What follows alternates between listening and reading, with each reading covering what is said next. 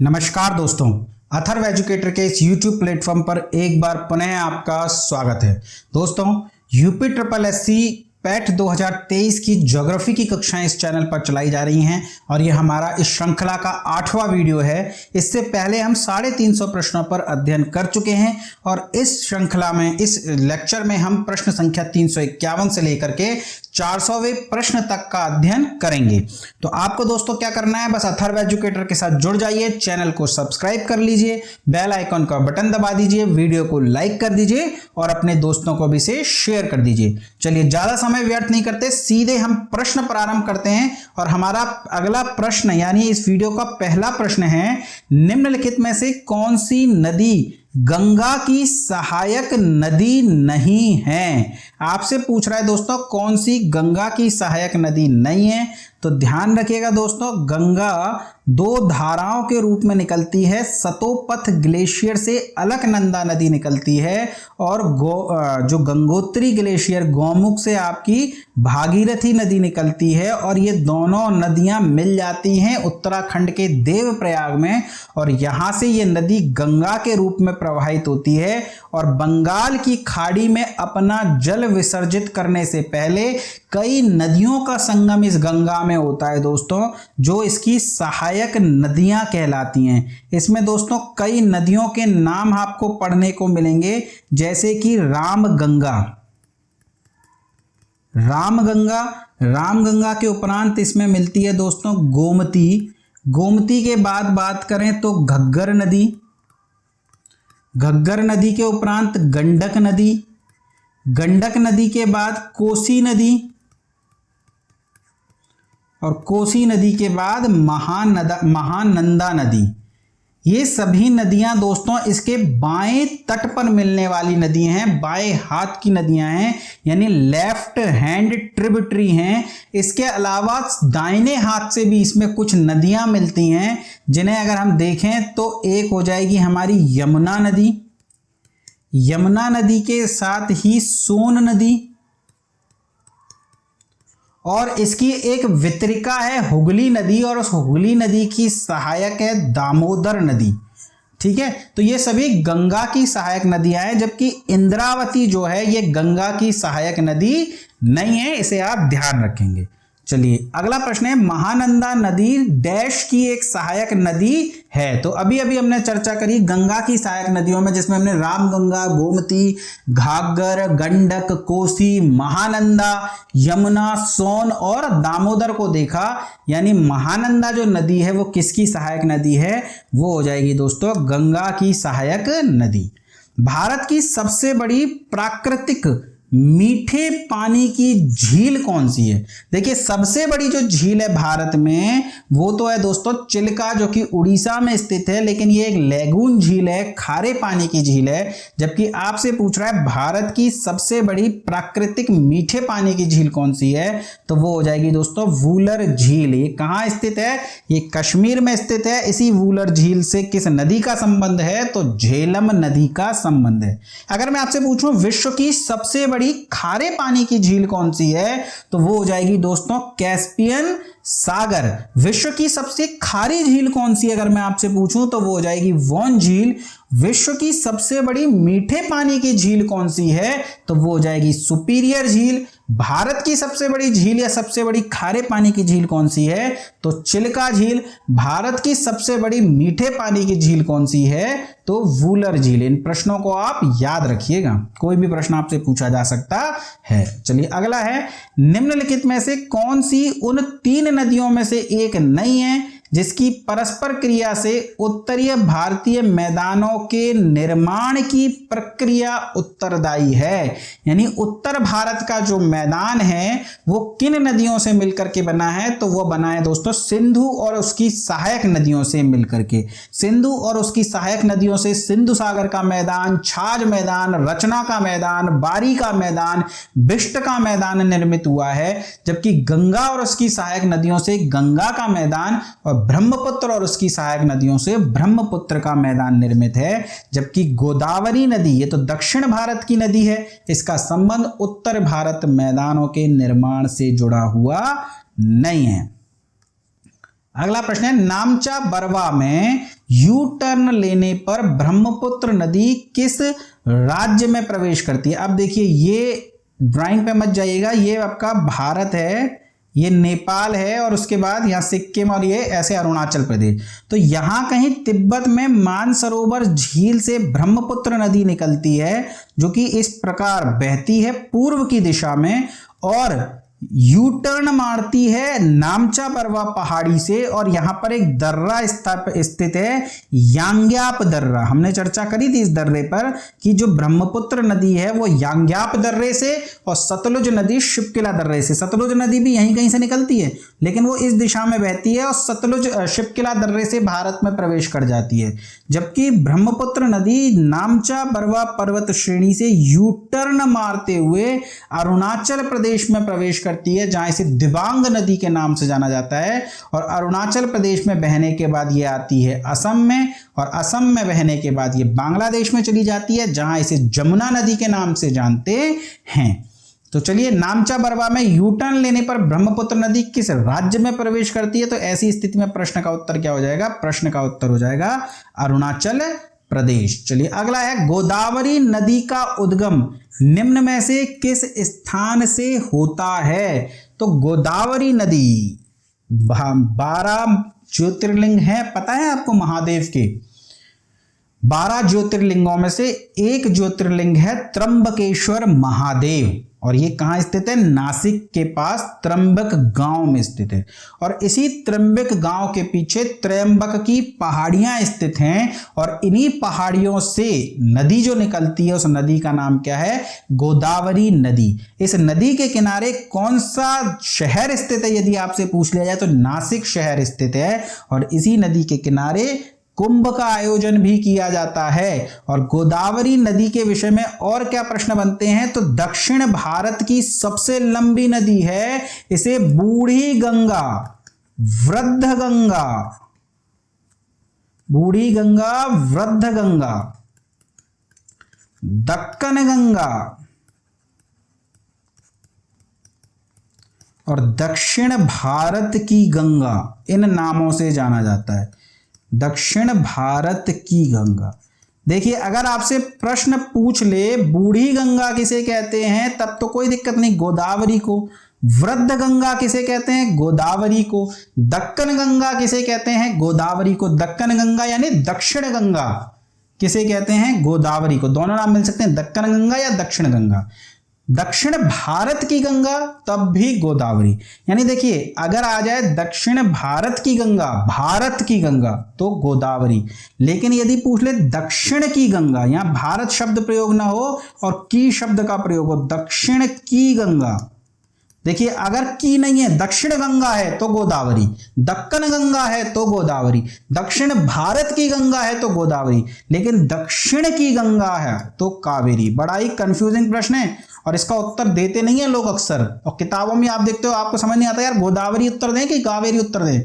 तो ध्यान रखिएगा, बूढ़ी गंगा गोदावरी, वृद्ध गंगा गोदावरी, दक्कन गंगा गोदावरी, दक्षिण भारत की गंगा गोदावरी, पर दक्षिण की गंगा अगर आपसे पूछ ले तो कावेरी। इस प्रश्न का उत्तर हो जाएगा त्र्यंबक की पहाड़ियों से।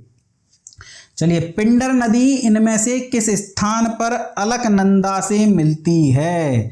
ध्यान रखिएगा, गौमुख गंगोत्री से एक नदी निकलती है, भागीरथी नदी। कौन सी नदी? भागीरथी नदी। ठीक है, ये है नदी भागीरथी।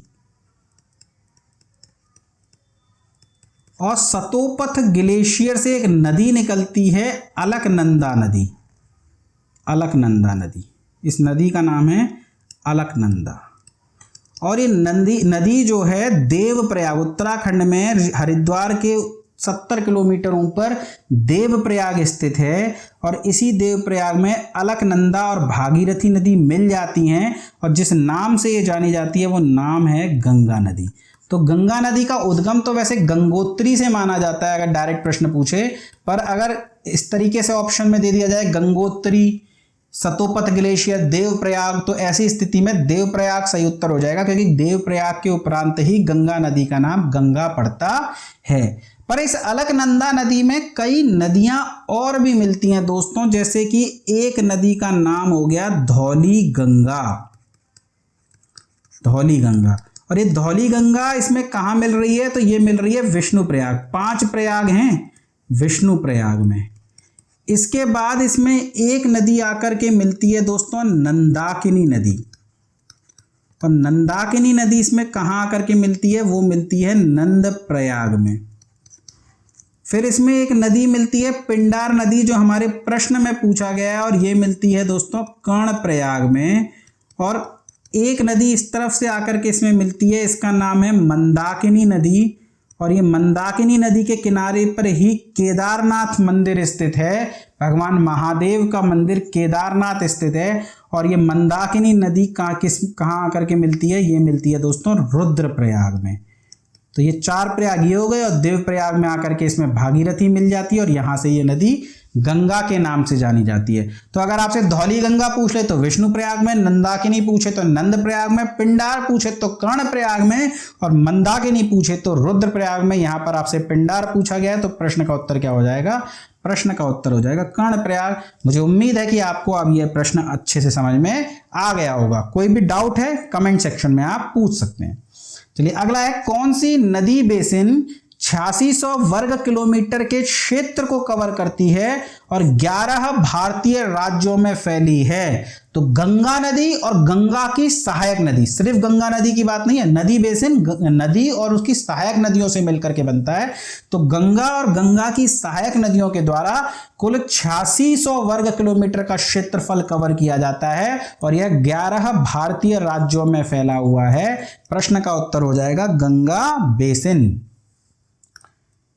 अगला है, केंद्र शासित प्रदेश दादर और नगर हवेली से प्रवाहित होकर बहने वाली प्रमुख नदी निम्न में से कौन सी है? तो ये है दोस्तों दमन गंगा। दमन गंगा दादर और नगर हवेली, दमन एवं द्वीप की प्रमुख नदी है। चलिए, निम्नलिखित में से कौन सी नदी एक ज्वार नदमुख एस्चुरी का निर्माण करती है?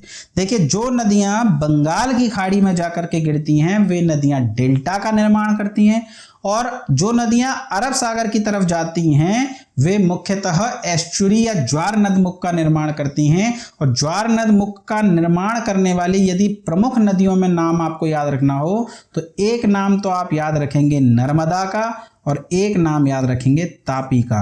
और कौन सी नदियां भ्रंश घाटी में होकर के बहती है, अगर ये पूछ लिया जाए तब भी प्रश्न का उत्तर यही होगा, यानी इस प्रश्न का उत्तर क्या हो जाएगा? नर्मदा। चलिए, मध्य प्रदेश के मालवा पठार में महू के पास से कौन सी नदी निकलती है? देखिए, महू के पास जानपाव की पहाड़ियों से चंबल नदी का उद्गम होता है, और ये चंबल नदी यमुना नदी की सहायक नदी है। तो इस प्रश्न का उत्तर क्या हो जाएगा? प्रश्न का उत्तर हो जाएगा चंबल। निम्नलिखित में से कौन सी सिंधु की सहायक नदी नहीं है? तो सिंधु की सहायक नदियों में यदि हम बात करें तो झेलम, चिनाब, रावी, व्यास, सतलुज ये हो जाती है। हालांकि जो सिंधु नदी में डायरेक्ट मिलती है वो तो मिलती है सतलुज नदी, और सतलुज नदी में आकर के कौन कौन सी नदी मिलती हैं? तो उसमें मिलती हैं व्यास नदी और चिनाब नदी, और इस चिनाब नदी में झेलम और रावी मिल जाती है। लेकिन ये जो तंत्र है ये सिंधु नदी तंत्र है, तो सिंधु की सहायक नदियां ही माना जाता है। तो व्यास, चेनम, रावी, जबकि गोमती किसकी सहायक नदी है? ये तो आपकी गंगा की सहायक नदी है। गंगा की कौन कौन सी हो जाएंगी? रामगंगा, गोमती, घग्गर, गंडक, महानंदा, कोसी, सोन, दामोदर, यमुना। ठीक है, तो निम्नलिखित में से कौन सी नदी सीधे गंगा में आकर के मिलती है? तो चंबल यमुना की सहायक नदी है, बेतवा यमुना की सहायक नदी है, केन यमुना की सहायक नदी है, और यमुना गंगा की सहायक नदी है। तो सीधे गंगा में आकर के नहीं मिलती, जबकि सोन गंगा में आकर के मिलती है। यमुना और सोन ये राइट हैंड ट्रिब्यूटरीज हैं, ये सीधे गंगा में आकर के मिलती हैं। तो दक्षिण मतलब मध्य भारत में उद्गमित होकर के गंगा में आकर के मिलने वाली नदी कौन सी है? तो वह सोन नदी ही है। चलिए, निम्नलिखित में से कौन सी नदी बंगाल की खाड़ी में गिरती है? तो नर्मदा अरब सागर में गिरती है, ताप्ती अरब सागर में गिरती है, सिंधु भी अरब सागर में गिरती है, जबकि महानदी जो है यह है बंगाल की खाड़ी में अपना जल विलय करती है। इंदिरा गांधी नहर कमान क्षेत्र को पूर्व में किस नाम से जाना जाता था? तो सबसे बड़ी नहर है भारत की इंदिरा गांधी नहर। राजस्थान के पानी की सप्लाई की जीवन रेखा है ये। मान लीजिए राजस्थान का जो जीवन है वो इसी इंदिरा गांधी नहर पर टिका हुआ है, और इसे पूर्व में किस नहर के नाम से जाना जाता था? राजस्थान नहर। आप बताएंगे ये नहर किस नदी से निकाली गई है? मैं आपके टास्क के उत्तरों का इंतजार कर रहा हूं अभी तक। किस नदी से निकाली गई है ये आप बताएंगे, ठीक है। चलिए आगे देखते हैं। मूसी नदी निम्नलिखित में से किस नदी की सहायक नदी है? मूसी नदी के किनारे पर कौन सा शहर स्थित है? दोस्तों ये प्रश्न पूछा जाता है तो उत्तर क्या हो जाएगा? उत्तर हो जाएगा हैदराबाद। और किसकी सहायक है ये? तो ये कृष्णा नदी की सहायक है। ताप्ती नदी का उद्गम स्थल कहां पर है? ताप्ती नदी जो कि अरब सागर में जाकर के गिरती है, अपने जल का विलय करती है, इसका उद्गम कहाँ होता है? तो सतपुड़ा पर्वत श्रेणी से ही इसका उद्गम भी होता है। बैतूल मध्य प्रदेश का एक जिला है बैतूल, वहां से यह ताप्ती नदी निकलती है। चलिए, बारी दोआब रिक्त स्थान के बीच का क्षेत्र है। देखिए इसको आप समझिए, एक नदी है हमारी सिंधु नदी। ये नदी कौन सी है? ये नदी है सिंधु नदी। इसमें आकर के एक नदी मिलती है और इस नदी का नाम है सतलुज नदी। क्या नाम है इस नदी का? इस नदी का नाम है सतलुज नदी। और इस सतलुज नदी में एक नदी तो मिलती है व्यास नदी, और एक नदी आकर के इसमें मिलती है चिनाब नदी।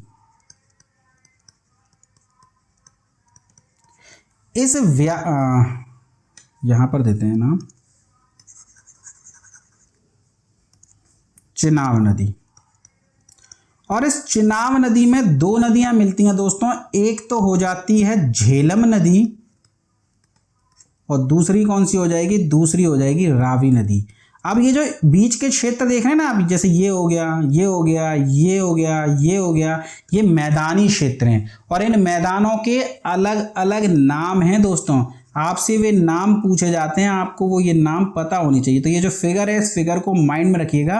हालांकि नाम मैं आपको ट्रिक से यहीं याद करा दूंगा। एक नाम यहाँ पे याद रखिएगा, सिंधु नदी और चेनाब के बीच का ये जो क्षेत्र है ये कहलाता है सिंधु सागर का मैदान। क्या कहलाता है? सिंधु सागर का मैदान। जबकि ये जो झेलम और चिनाब के बीच है इसको कहते हैं छाछ। देखिए नाम पकड़िए, झ च छाछ, लगभग एक जैसा नाम है। जबकि चिनाब और रावी, ची और रा तो रचना, रावी और ब्यास तो ब और रा बारी, ब्यास और सतलुज बिस्ट। नाम थोड़े से आप मिक्स करेंगे, थोड़ी सी प्रैक्टिस करेंगे तो आपको याद हो जाएंगे। छाछ झेलम और चिनाब के बीच है, जबकि चिनाब और रावी के बीच रचना है, रावी ब्यास के बीच बारी है, ब्यास और सतलुज के मध्य का मैदान बिस्ट है, जबकि सिंधु और चिनाब के मध्य का मैदान सिंधु सागर का मैदान है। हालांकि प्रश्न ऐसे भी आ जाता है, सिंधु नदी, झेलम नदी और चिनाब के बीच का ये जो मैदान है ये क्या कहलाता है? तो ऐसी स्थिति में भी प्रश्न का उत्तर सिंधु सागर का मैदान होता है। यहां आपसे बारी के विषय में पूछा गया है, यानी रावी नदी और व्यास नदी के बीच का मैदान, यानी प्रश्न का उत्तर क्या हो जाएगा? प्रश्न का उत्तर हो जाएगा बी। चलिए अगला प्रश्न देखते हैं। अगला प्रश्न है, निम्नलिखित में से किस नदी को व्याथ भी कहा जाता है? तो झेलम नदी को ही व्याथ भी कहा जाता है। झेलम नदी के किनारे पर बहुत ही फेमस युद्ध लड़ा गया था सिकंदर और पोरस के बीच में। हाइडेस्पीस का युद्ध भी उसे कहते हैं, यानी झेलम नदी को ही हाइडेस्पीस के नाम से भी जाना जाता है। हालांकि इन नदियों के पौराणिक नाम भी हैं, आगे चर्चा करेंगे। चलिए, निम्नलिखित में से कौन सी नदियां पश्चिम दिशा में बहती हैं और अरब सागर की ओर मिलती हैं? तो अरब सागर की ओर मिलने वाली नदियों में एक तो सिंधु नदी तंत्र की नदियां हैं, और इसके अलावा जो नाम आपको याद रखने हैं उसमें साबरमती का नाम याद रखना है, इसके अलावा आपको नर्मदा का नाम याद रखना है और ताप्ती का नाम याद रखना है। तो नर्मदा और ताप्ती क्या हो जाएगा? नर्मदा और ताप्ती। उत्तर प्रदेश में स्थित त्रिवेणी संगम में इनमें से कौन सी नदियां आकर के मिलती हैं? तो प्रयागराज में है त्रिवेणी संगम। यहां पर कौन कौन सी नदी मिलती है? गंगा, यमुना और सरस्वती। हालांकि सरस्वती नदी लुप्त हो चुकी है, गंगा और यमुना का है, लेकिन पौराणिक रूप से कौन कौन सी नदियां हैं? गंगा, यमुना और सरस्वती। चलिए अगला प्रश्न है, केन नदी मध्य भारत के बुंदेलखंड क्षेत्र की प्रमुख नदियों में से एक है। केन नदी 2 राज्यों में प्रवाहित होती है, एक तो मध्य प्रदेश है और दूसरा कौन सा है, आपको यही बताना है। यानी मध्य प्रदेश और कहाँ, तो भैया आपको पता होगा उत्तर प्रदेश में भी तो केन नदी बहती है, तो दूसरा राज्य कौन सा हो जाएगा? उत्तर प्रदेश। चलिए, सियाचिन हिमनद क्षेत्र इनमें से किस क्षेत्र में स्थित है? तो ये तो पहाड़ों का प्रश्न आ गया, दोबारा से हम पढ़ चुके हैं। सियाचिन हिमनद, सियाचिन ग्लेशियर एशिया का सबसे बड़ा ग्लेशियर काराकोरम पर्वतमाला में है और पाकिस्तान से ऑपरेशन मेघदूत चला करके इसे छुड़ाया गया था। सबसे ऊंचा युद्ध क्षेत्र है सियाचिन ग्लेशियर। अगला है, निम्नलिखित में से कौन सी नदी सिक्किम और पश्चिम बंगाल दोनों राज्यों में होकर के बहती है? तो कोसी तो इस प्रश्न का उत्तर नहीं हो सकता, सोन भी नहीं हो सकता, हुगली सिक्किम में नहीं बहती, जबकि तीस्ता नदी जो है वो सिक्किम और पश्चिम बंगाल दोनों में बहती है। सिंधु नदी और जास्कर नदी का संगम होता है, तो सिंधु नदी जास्कर नदी से कहां पर मिलती है? तो ये मिलती है दोस्तों लद्दाख में। लद्दाख क्षेत्र में सिंधु नदी और जास्कर नदी का मिलन होता है। अगला है, इनमें से कौन सी नदी दादर और नगर हवेली में बहती है? तो दादर और नगर हवेली में रिपीट हो रहा है ये प्रश्न, दमनगंगा बहती है। निम्नलिखित में से राजस्थान में पश्चिम की ओर बहने वाली सबसे बड़ी नदी कौन सी है? देखिए, राजस्थान में पश्चिम की ओर बहने वाली सबसे बड़ी नदी लूनी नदी है। स्थल अवरुद्ध नदी है, अरब सागर तक पहुंच नहीं पाती, रास्ते में ही ये नदी सूख जाती है। देखिए, जब ये इसका उद्गम होता है तो ये नदी मीठे पानी की नदी होती है, पर धीरे धीरे आगे बढ़ती है और थार की राजस्थान की मिट्टी की लवणता को ग्रहण कर लेती है और यह नदी आगे चल करके खारी नदी हो जाती है। तो एक तो पूछा जाता है राजस्थान की सबसे बड़ी नदी कौन सी है? लूनी नदी। अजमेर की नाग पहाड़ियों से इसका उद्गम होता है। जब ये उद्गमित होती है तो ये मीठे पानी की नदी है, लेकिन धीरे धीरे जब ये विलय के समय स्थान तक पहुंचती है तो ये नदी कैसी बन जाती है? ये खारे पानी की नदी बन जाती है। ठीक है, चलिए आगे देखते हैं। इनमें से कौन सा ब्रह्मपुत्र नदी का उद्गम स्थल है? तो ब्रह्मपुत्र नदी कहां से उद्गमित होती है दोस्तों? ब्रह्मपुत्र नदी मानसरोवर झील से उद्गमित होती है, पूर्व की दिशा में बहती है, नामचा बरवा पहाड़ी से यांग्याप दर्रे से यूटर्न मारते हुए भारत के अरुणाचल प्रदेश में प्रवेश कर जाती है। अरुणाचल प्रदेश में से दिबांग के नाम से जाना जाता है और असम में से ब्रह्मपुत्र के नाम से जाना जाता है। चलिए अगला प्रश्न आ गया, वही आ गया। निम्नलिखित में से कौन सी नदी नामचा बरवा से यू टर्न लेती है और भारत में प्रवेश करती है? तो वह नदी कौन सी हो जाएगी? वह नदी हो जाएगी ब्रह्मपुत्र नदी। निम्नलिखित में से कौन सी नदी बंगाल की खाड़ी में गिरती है? तो सिंधु नदी अरब सागर में गिरती है, नर्मदा अरब सागर में गिरती है, ताप्ती अरब सागर में गिरती है, जबकि कावेरी, कृष्णा, गोदावरी ये सभी किस में गिरती हैं? ये बंगाल की खाड़ी में गिरती हैं। ब्रह्मपुत्र बंगाल की खाड़ी में गिरती है और गंगा भी अपने सहायक नदियों के साथ बंगाल की खाड़ी में गिरती हैं। निम्नलिखित में से कौन सा विश्व का सबसे बड़ा डेल्टा है? कई बार हमने चर्चा कर ली सुंदरबन का डेल्टा, जिसे गंगा ब्रह्मपुत्र डेल्टा के नाम से भी जाना जाता है। अगला प्रश्न है, ब्रह्मपुत्र उन प्रमुख नदियों में से एक है जो कई सहायक नदियों के साथ कई देशों में प्रवाहित होती है। निम्नलिखित में से कौन सी नदी ब्रह्मपुत्र की सहायक नहीं है? तो आपको ब्रह्मपुत्र की सहायक नदियां पता होना चाहिए दोस्तों। तो ब्रह्मपुत्र की सहायक नदियों के विषय में यदि हम बात करें कि कौन कौन सी नदियां ब्रह्मपुत्र की सहायक नदियां हो जाएंगी,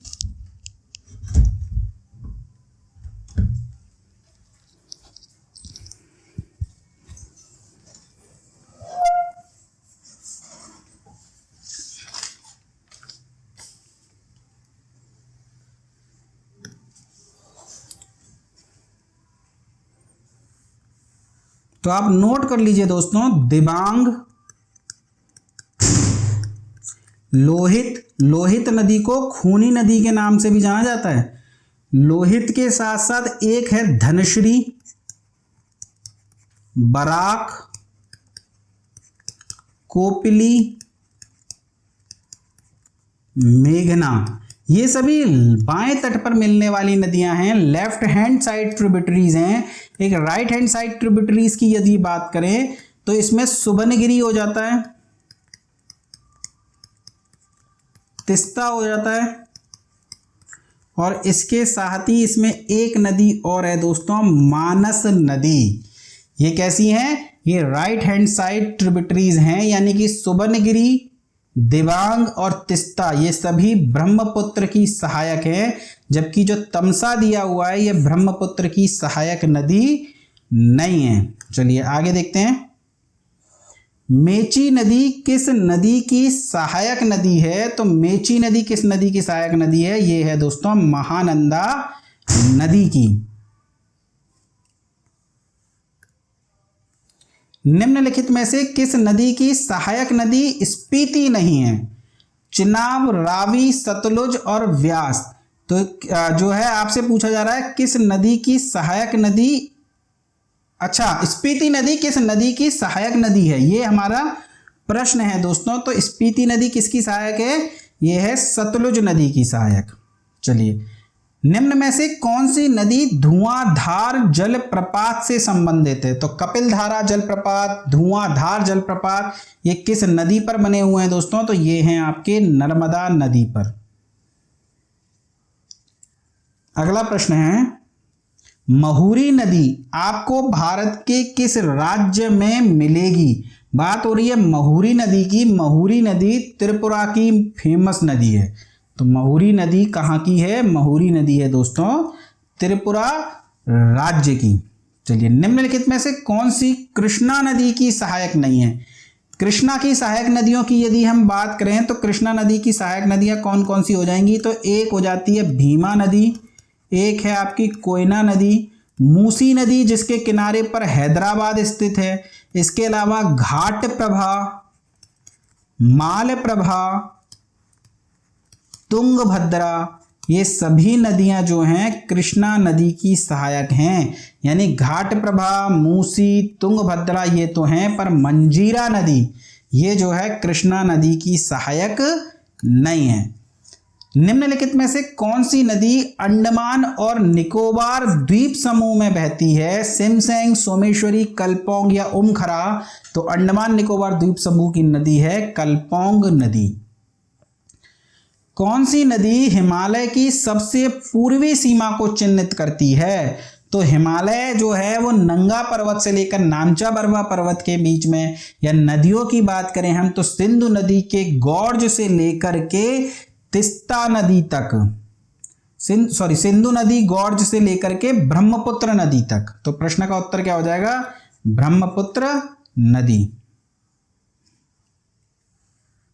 चलिए, निम्नलिखित में से कौन सी नदी अरब सागर में गिरती है? गोदावरी बंगाल की खाड़ी में गिरती है, लूनी नदी स्थल अवरुद्ध नदी है, न तो ये अरब सागर में गिरती है और ना ही बंगाल की खाड़ी में गिरती है।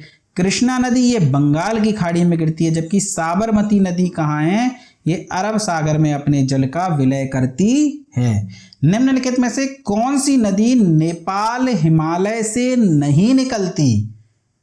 तो नर्मदा नदी अमरकंटक से निकलती है कि नहीं निकलती? सतपुड़ा श्रेणी की, तो ये नेपाल हिमालय से नहीं निकलती। जबकि कोसी, गंडक, घाघरा इन सभी का उद्गम कहाँ से होता है? नेपाल हिमालय से। भारत की कौन सी नदी भ्रंश घाटी से होकर के बहती है? तो मैंने आपको पहले ही बताया भ्रंश घाटी से होकर के बहने वाली नदी, एस्चुरी का निर्माण करने वाली नदी अगर आपसे पूछ ले तो नर्मदा और तापी। यहां पर ऑप्शन में क्या दिया हुआ है? नर्मदा नदी। चलिए, भारत में स्थित उल्कापिंड द्वारा निर्मित एकमात्र झील का नाम क्या है? देखिए, जो नदियां उल्कापिंड के द्वारा निर्मित होती हैं ऐसी नदियों झील उल्कापिंड के द्वारा निर्मित जो झील होती है, अगर ऐसी झीलों की बात करें तो भारत में केवल एक ही झील ऐसी है जो किसी उल्कापिंड के गिरने से निर्मित हुई है। कोई उल्कापिंड गिरा तो जिस जगह पे गिरा वहां पर एक विशाल गड्ढा हो गया और समय के साथ वहां पानी भर गया तो झील का निर्माण हो गया। तो ऐसी एक ही झील है भारत में और उस झील का नाम क्या है? लोनार झील। और किस राज्य में स्थित है लोनार झील? महाराष्ट्र में स्थित है। निम्न में से कौन सी हिमपात वाली नदी नहीं है? यानी सीधी सी बात है, इनमें से कौन सी नदी ऐसी है? अच्छा है, नहीं है नहीं, निम्न में से कौन सी नदी हिमपात वाली नदी है? तो ऐसी कौन सी नदी है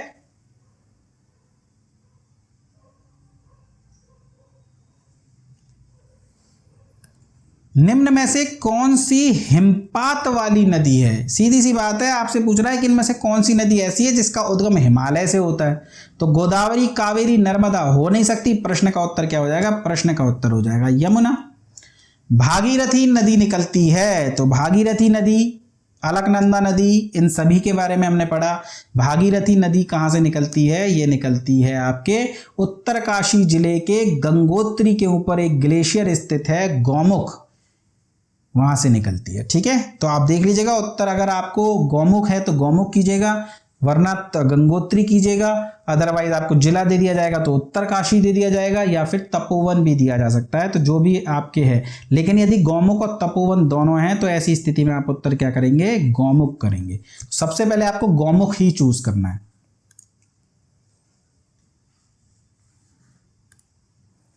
निम्नलिखित में से कौन सी नदी कश्मीर के दक्षिण पूर्वी भाग में वेरीनाग में एक झरने से निकलती है? तो कौन सी नदी हो जाएगी? वो झेलम नदी हो जाएगी। और झेलम किसकी सहायक नदी है? ये है आपकी सिंधु नदी की सहायक नदी। चलिए, सोगमो झील भारत के किस राज्य में स्थित है? नागालैंड, सिक्किम, अरुणाचल प्रदेश या गोवा?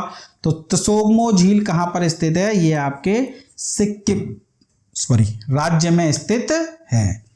पूर्वोत्तर भारत की निम्नलिखित में से कौन सी मीठे पानी की सबसे बड़ी झील है?